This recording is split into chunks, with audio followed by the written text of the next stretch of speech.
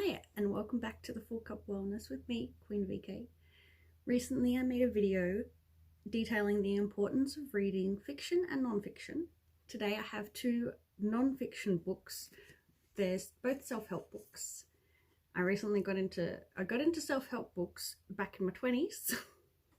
I know I look younger than I am, but I'm actually in my 30s now. So I've got here The Magic by Rhonda Byrne and Metahuman by Deepak Chopra. These have gotten traction lately. Well, The Secret was the prequel to The Magic, and you might have seen the movie The Secret. I don't think I saw it, and I haven't actually read The Secret, but I get the idea of it and the abundance mindset. And I don't think you have to have read The Secret to really get into the magic, if you get into it once you read it, because it can be a little bit polarizing for people. I found personally, because of my religious background, the word magic has negative connotations for Christian people. So you have to kind of get into the idea that this is just the author's word for gratitude. So the whole book is about how to include gratitude in your life and how it will actually help your life and improve your life. And it comes into that whole abundance mindset thing and the kind of thoughts you're putting out into the universe. So if you're putting out grateful thoughts, if you're happy and positive with what you already have, and you're positive about the fact that you're going to be able to pay your bills and have enough money to pay your bills. That's the money chapter in this book, for example. If you're already thankful for having the money to pay the bills that you don't have yet, then you will see that money eventually come to you and you will be able to pay those bills. That's the basis, well, at least of the money chapter that I understood myself. The other chapters include relationships and everyday life, reducing negativity, and there are also some tips on how to actually make this work for you, like physical things you can do. Some people might do a gratitude journal, but in this book they suggest a magic rock, which also put me offside a little because of my religion. But the idea behind it is exactly what you would do if you were religious and praying to a deity. The rock symbolizes just something that you can talk to, that you can tell all your gratitude to at the end of the day. And at the beginning of the day, the book recommends you find a rock that fits nicely and feels nice in your palm, and you basically hold it and you tell it everything that you're thankful for that whole day, or your life in general. And that's what I would normally pray to God about that, rather than to the rock. But whatever works for you, basically, that is the magic. It's just gratitude, but it's written in such a lovely language. Like you can feel the author's personality through her words. It's a pretty good read. It's quite entertaining, even if you're not into the magic as such. Take a step and look at it from another point of view, like it's just gratitude and mindfulness. Which brings me on to the other book that I have here, Metahuman by Deepak Chopra. Now this, the language in this book, it's a little harder to stay with it, because the author flicks between personal experiences and quotes from other texts to try to make the point. But sometimes it's really It's really hard to grasp the points, all the different points being made in each chapter. But the basis for the book Metahuman is I found two things. One, learning how to harness mindfulness and being in the present moment. So I've done a video previously on mindfulness meditation and finding the present moment, which I found was super useful for when I was doing the steps in this book. So at the back of the book, I've put a little tag there. It starts with day 1, and you go, it says 31 days, 31 metahuman lessons, and each day is a different lesson. I found it a lot more useful to read a few lessons and read a few chapters, because the lessons should have been kind of interspersed in the book so that you can connect the writing of Deepak Chopra to what his lessons are. I guess it would have been easier to connect. But I found that if I just read a few of the tips and then read a few of the chapters, then I was kind of like keeping up with what he was saying. But the first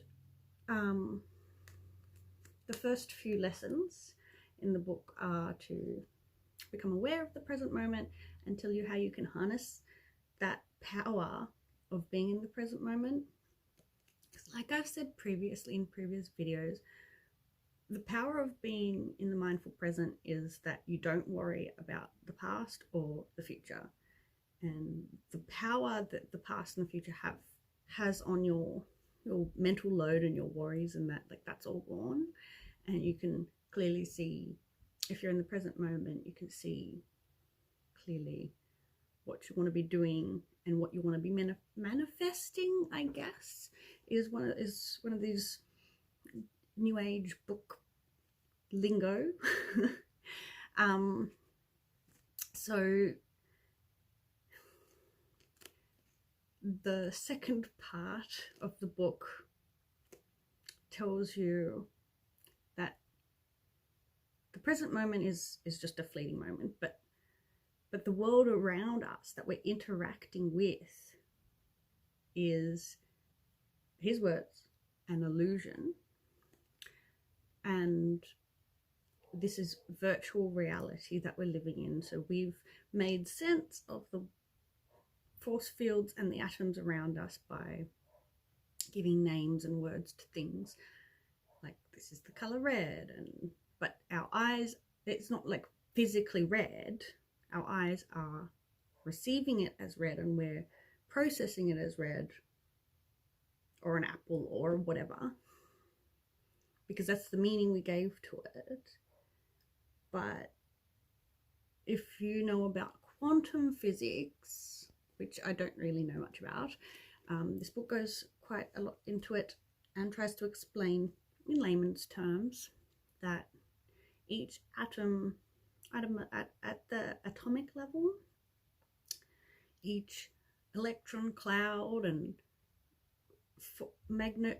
electromagnetic fields and all this, they're all interacting in all different ways, and we don't have the metahuman capability to hack that reality. Like, we can't just make a... Excuse me, I'm getting a phone call, I'll be right back. No one was even on the other end of the phone. Okay, so